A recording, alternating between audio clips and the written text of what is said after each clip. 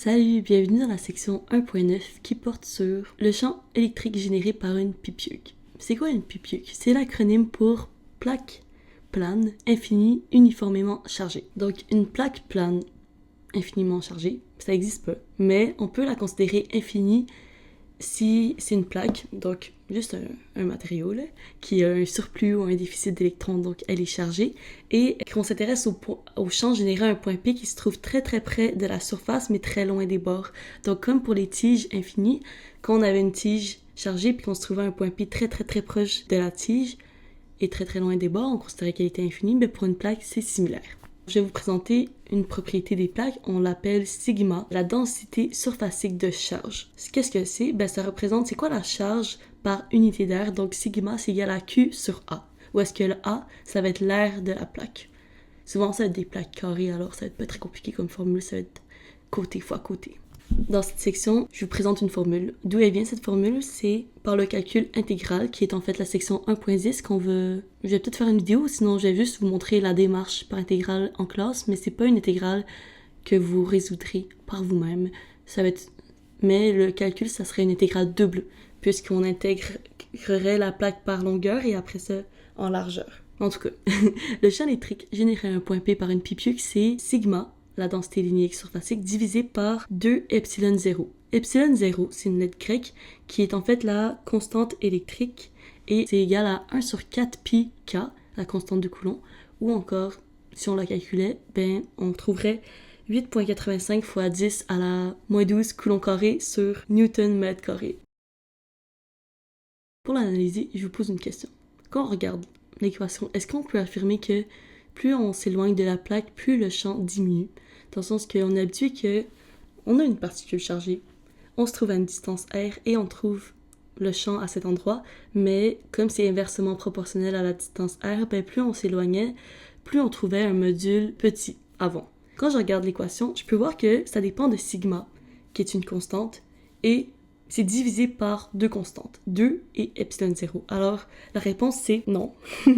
On peut voir que le module du champ électrique, c'est indépendant de la distance à laquelle on se trouve. Mais ça, c'est tant que on considère que c'est une pipiuque, parce que cette équation-là, c'est juste pour les plaques infinies. Mais dans ce cours-ci, on va juste travailler avec des pipiuques. Alors, à quoi ça ressemble ce champ? Disons que j'avais une plaque, je pourrais m'imaginer que c'est fait de plein de petites particules chargées, et chacune de ces particules fait un champ radial, mais par symétrie, cette particule fait un champ comme ça, cette particule fait un champ comme ça, donc par symétrie, le champ résultant est toujours juste perpendiculaire à la surface de la plaque, et comme c'est indépendant de la position P à laquelle on se trouve, alors c'est juste plein de petits champs comme ça, de même grandeur, dans le sens c'est même si on se trouve proche ou loin, ça a la même grandeur, et aussi ils sont toutes orientées pareil, c'est uniforme, constant. Je vous ai présenté un dessin pour une plaque chargée, mais si je me mettais sur une vue de côté, la plaque elle ressemble juste à un petit rectangle, et au final le champ ressemble à quelque chose comme ça, si c'est une plaque positive, et ça pointe vers la plaque si c'est une charge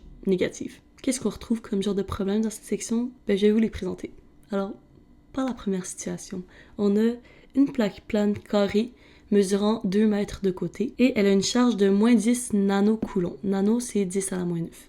Répartie uniformément. Uniformément, qu'est-ce que ça veut dire? C'est juste que, toutes les particules se trouvent comme à égale distance l'une de l'autre. Il n'y a pas un endroit dans la plaque où est-ce qu'il y a un gros groupe de charges alors que plus loin dans la plaque, il y en a un peu moins. C'est réparti de façon uniforme et nous on travaille juste avec ce genre de plaque. Si ça n'avait pas été chargé de façon uniforme, le champ résultant il n'aurait pas été uniforme et constant parce que ces charges-là, leur vecteur, il aurait tout pointé dans une certaine orientation alors que ces particules-là, il y en aurait eu moins, donc comme si on les avait additionnées, ça se ressemblerait pas à quelque chose d'uniforme.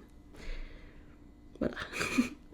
Nous, on peut trouver c'est quoi le module du champ électrique à A. 1 cm du centre de la plaque et B, 2 cm du centre de la plaque. J'ai commencé par la lettre A.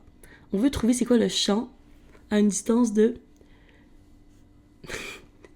Mes cheveux dans la face. Bien.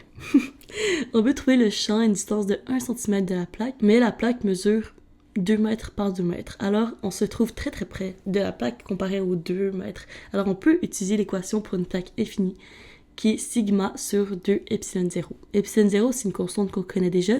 Il nous reste juste à évaluer donc sigma, la densité surfacique de charge. Cette densité, c'est égal à la charge sur l'air. Donc la charge, on la connaît. L'air, c'est l'air d'une plaque et c'est une plaque carrée. Donc on fait 2 mètres fois 2 mètres et on trouve finalement sigma. Et je trouve E en calculant avec cette valeur. Vous remarquerez que j'ai mis sigma en valeur absolue parce qu'on s'intéresse au module et un module, c'est toujours une quantité positive. C'est une grandeur. Ok, j'ai fini A. Maintenant, si je m'attaque à B, on veut trouver le champ, le module du champ à 2 cm du centre de la plaque. Est-ce que je peux encore une fois utiliser l'équation pour une plaque infinie? La réponse est oui. 2 cm comparé à 2 mètres, c'est vraiment petit. Alors, oui, on peut. On prendrait encore E est égal à sigma sur 2 epsilon 0, mais il n'y a rien qui a changé. Sigma, c'est encore la même plaque, ça a la même densité. On retrouve la même réponse qu'en A, 141 Newton par coulomb. Et on a fini la situation 1.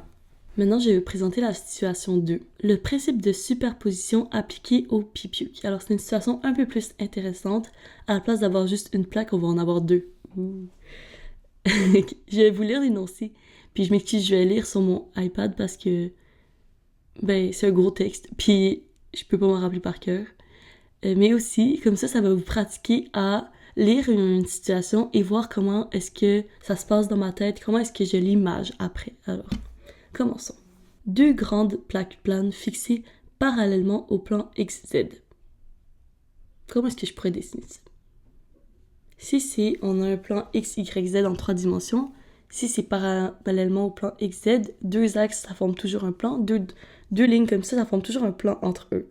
Fait que là, on a XZ puis on a Y. Alors, la façon de dessiner, c'est que je vais aller mettre vue de côté. Fait que si c'était mon plan XZ comme ça, j'ai mon Y vers le haut. Alors, je vais dessiner mon axe des Y et je dessine mes 2 plaques. La plaque A a une densité surfacique de charge 2,5 fois 10 à la moins 9 coulombs par mètre carré, alors que la plaque B a une densité surfacique de charge moins 2,5 fois 10 à la moins 9 coulombs par mètre carré. Donc, les 2 plaques ont la même densité surfacique, mais de signe opposé. Alors, j'ai ma plaque A positive, donc je dessine des petits plus, et ma plaque B négative, donc j'ai dessiné en bleu avec des petits moins. Ouch. On désire déterminer le champ électrique résultant à un point situé vis-à-vis du centre des plaques, dont la coordonnée Y est égale à, et là, j'ai différentes lettres et différentes valeurs. En A, on va se trouver à 0, en B à 10 cm, et blablabla. Donc, j'ai dessiné la situation sur mon axe Y, et maintenant, je vais vouloir trouver c'est quoi le champ à chacun de ces endroits. Pour compléter mon schéma, je vais juste vous dessiner c'est quoi le champ électrique généré par chacune des plaques. Donc, si je commence par exemple par ma plaque positive A, elle génère un champ qui s'éloigne d'elle. Et ça ressemble à ceci. Si je me retrouve au-dessus de la plaque A, ça pointe vers le haut, alors que si je me trouve en bas de la plaque A, ça pointe vers le bas. Vous pouvez remarquer que chaque flèche a la même grandeur parce que peu importe à quelle distance on se trouve de la plaque, le champ électrique est constant, donc ça a la même grandeur. La plaque B, c'est un champ qui pointe vers la plaque. Donc si je me trouve au-dessus de la plaque, je pointe vers elle, et si je me trouve en dessous, je pointe vers le haut. Maintenant, c'est quoi ces valeurs? On peut utiliser l'équation pour une plaque infinie. Les 2 plaques qui ont la même densité surfacique de charge, donc au final, ils auront le même module, sigma, sur 2 epsilon 0. Et je trouve 141 Newton par coulomb. En fait, ce sont les mêmes plaques que la situation qu'on vient de voir, mais c'est ce qu'on en a 2, puis que là, il y en a une positive puis une négative. Maintenant, si je veux résoudre le problème, il faut trouver c'est quoi le champ à différents endroits. Ce qu'on va faire, c'est qu'on va se placer à un point. Disons, à la lettre A, on se trouve à la position Y est égale à 0. Et à cet endroit-là, on va vouloir additionner le champ EA plus EB. C'est important de le faire de façon vectorielle puisque ce sont des vecteurs. Ce que ça veut dire, c'est juste qu'il faut faire attention à l'orientation. Alors, AY est égal à 0. Je me trouve en dessous de la plaque, je peux voir que le champ de EA pointe vers les Y négatifs. Donc, ça vaut moins 141J. Et le champ B, ça pointe vers le haut, donc plus 141J, et les deux, c'est des newtons par coulomb, et au final, on peut voir que c'est la même grandeur, moins 141 plus 141, ça donne 0. Alors le champ est nul, en fait, à cet endroit. À B, maintenant, à 10 cm, on se trouve encore une fois en dessous des 2 plaques. En dessous des 2 plaques, les champs générés ont la même grandeur, mais dans des sens opposés, donc quand je les additionne, ça donne aussi 0. Maintenant, pour C et E, j'ai skippé D, on va le faire juste après. Mais si je regarde au-dessus, si je me trouve au-dessus des 2 plaques, je peux voir encore une fois que à ces endroits-là, les champs pointent dans des directions opposées, donc quand je les additionne, ça donne 0. Alors, résultat général, quand on a deux plaques, le champ à l'extérieur des plaques va toujours être nul. Et ça, c'est une configuration qu'on va beaucoup utiliser à la section 1.14. Par contre, si je me place à la position de la lettre D, 20 cm, je peux voir que les deux champs pointent vers le bas, juste à cause de où est-ce qu'on se trouve par rapport aux plaques. Alors, plutôt que de s'annuler, elles vont se renforcer. On va faire EA plus EB, ça donne moins 141J, moins 141J Newton par coulomb, donc moins 282 Newton par coulomb. On peut voir qu'entre les plaques, le champ il sera pas nul, il va plutôt se renforcer, et le champ entre deux plaques va toujours pointer de la plaque positive vers la plaque négative, parce que, en général, une particule positive, une plaque positive, le champ s'éloigne d'elle, alors qu'une plaque négative, le champ va vers elle, pointe vers elle, donc au final, ça pointe toujours de la positive vers la négative. Et c'est la fin de la section. Voilà, très cool. On a fini 1.9. On va faire 1.10 bientôt, mais ouais, 1.9, je vous dirais que c'est une section pas trop difficile parce que t'as juste une équation puis que tu l'appliques. Ouais, c'est tout ce que j'avais à dire. Bye, à la prochaine!